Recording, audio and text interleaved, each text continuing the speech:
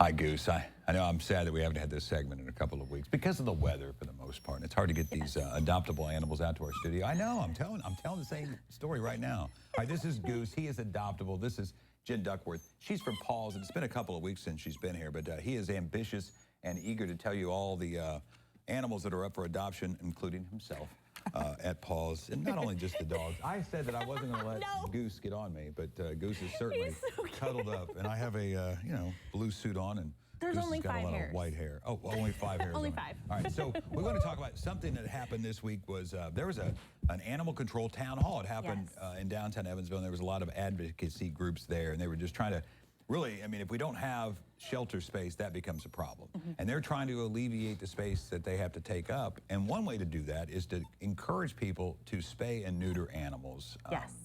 And again, when you go adopt, you're offered the opportunity to have that pet spay or neutered. And I don't think they even let them out of animal control or these shelters without that option. We do not at Paws. And what Paws does is they find foster families for people. So they don't have an actual brick and mortar building, but they do work with these shelters. So that was one idea. They wanted to promote the fact that if you got these animals spayed and neutered, they would never be inside the animal control facilities, therefore alleviate the overcrowding.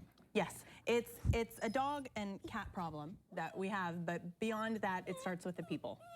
So we need to be advocates to get our animals spayed and neutered so that we aren't recklessly having animals, recklessly having litters that Emma, our producer, is coaxing Goose. that need to go and be spayed and neutered. Yeah, Goose just wants a treat, that's all. Yeah, the baby. And a home, and he wants a forever home. Yes, and we have a lot of surrenders, and what people don't understand with surrenders is animal control is not a no-kill. You know, if it's a surrender, it does not have a safety hold. But also in surrenders, they don't know if those animals have been fixed prior to that. Yeah, they have to check that out, and they don't know about, they hope that shots are there, but they don't know, so they have to start over. And I know the representatives from BHS were there, also Animal Control itself, and Paws too. They had a representation there. You can go to their website, Paws, that's with 2 A's, .org. Yeah, and it's easy. You'll find not only Goose, you'll find other animals, dogs, cats on there too, and sometimes even more exotic creatures that need a forever home as well. But you can really easily adopt there and find the profile, gives you a little history of each of the animals. Can you give me some background on Goose, though? Goose is a surrender to Paws, so that will ensure that he is spayed and neutered, up to date on shots when he goes to his forever home, because that is where all of our donations, and when you pay your adoption fee, that's going towards it. And the adoption fee typically is less than what it's going to cost to have all of that done because of our donations that we're given.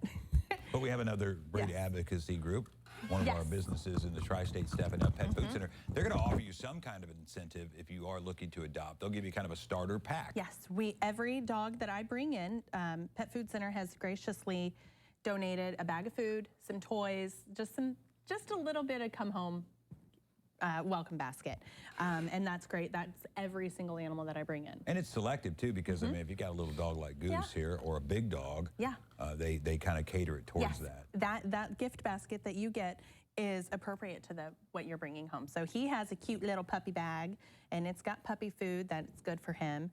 Sometimes you'll get cleaners, puppy pee pads, things like that. Goose also has a brother named Maverick. He is every bit as cute. And is he also up for adoption? He is also still up for adoption. Yes, both of them. And Goose is really sweet. He's so soft. He's a little anxious in the car, but as soon as that door opened and I stopped, he was fine. And kids? He's just good. I mean, what kid wouldn't love an adorable dog like this? I know. He's soft. He's snuggly. He cries. And hungry. He loves the treat. You won't have food on the floor. Kids love to sneak on food.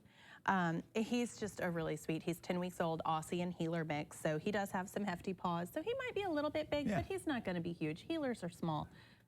They're also very attached. They will get attached to their owner and be very obedient. They're very eager to learn, and they're a working dog, so they do require a little bit of work. So a kid would be good for him. Now, if you want to look into this more, perhaps you just want to foster for the time being to get one of these pets into proper households one day, you can help that process by reaching out to Paws to become a foster family, or just adopt straight up. You can go to their website, paws.org, and look through those profiles for the dogs and cats. Thank you again. Happy New Year to you. Haven't seen you in a few weeks, so we're happy you're back doing this again. We'll get a check of that forecast. Griffin Glasscock is standing by with a check for our Friday that includes, I think,